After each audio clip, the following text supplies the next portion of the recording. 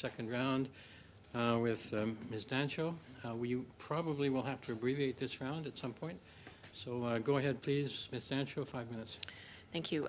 Did you communicate with the Commissioner or anyone from your staff communicate with the Commissioner or her staff using any apps, or was it just email, phone calls, text messages?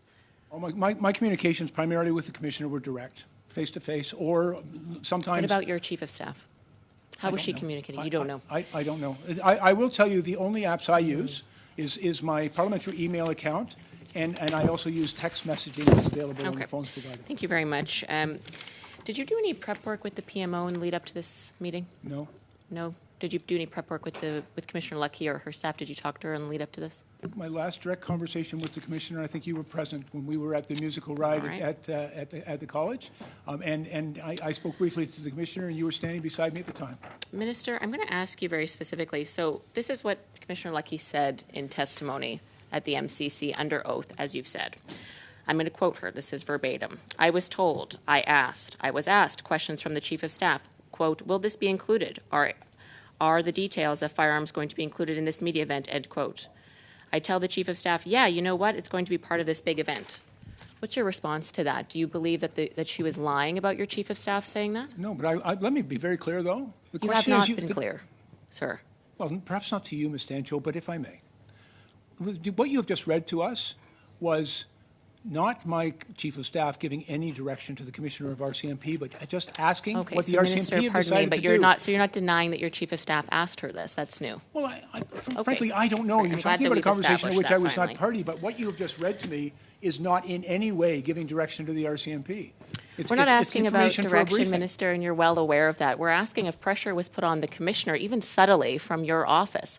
If the Chief of Staff to the Minister of Public Safety, to whom the Commissioner is responsible to, if your Chief of Staff is speaking, it's on your behalf. And if she's asking the Commissioner, as you've just confirmed, you've not denied this, are those weapons going to be released? That is pressure. Do you not see that, Minister? That's why we are here today. That's why this saga has gone on for 5 months. A ministerial directive does not preclude political interference, Minister. Well, I will go on to ask a few more questions. If you don't want a response to that, I have one. She also said, she made it very clear, and my colleague alluded to this, that she had to apologize to you. She said, quote, this is what it says in the audio recording, not being able to come through for the minister on the simplest of requests. Further on, she says, quote, I already have a request sitting in my phone that the minister wants to speak with me, and I know exactly what it's going to be about.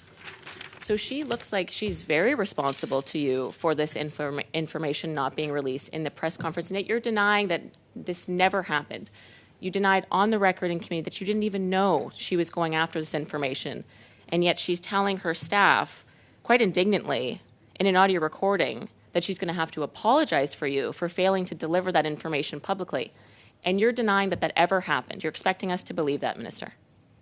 It's the truth, Ms. Dancho. And so Commissioner Lucky is lying then. Ms. Dancho, could you let the Minister answer, please? If you would answer it. Thank you very much, Mr. Chair, and I appreciate the opportunity to respond to that. To be very clear, the Commissioner of the RCMP I never spoke to her about this, and she never apologized to me. What she said to her subordinates is something you can ask her about as to why she said it, but I can confirm for this committee that I did not ask the Commissioner to do this. She never promised me she would. Yes, you've said that, There was no Minister. call outstanding with me, and in fact, at no time has the Commissioner ever offered any kind of an apology, because quite frankly, none was required.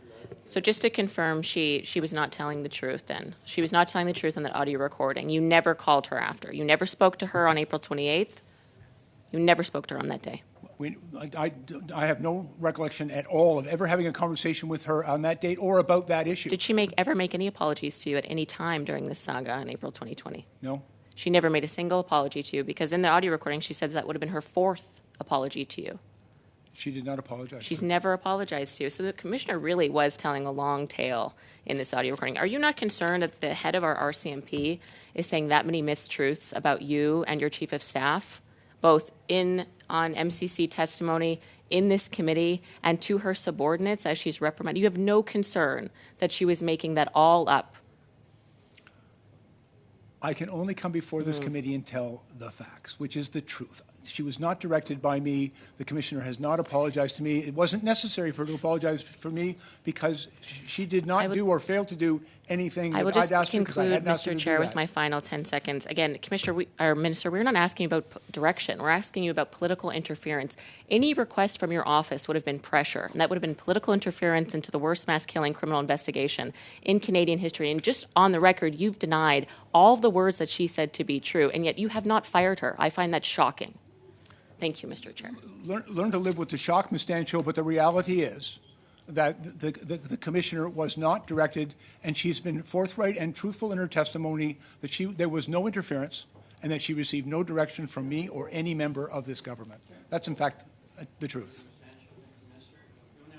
Chang? Mr. Chang, 5 minutes, please.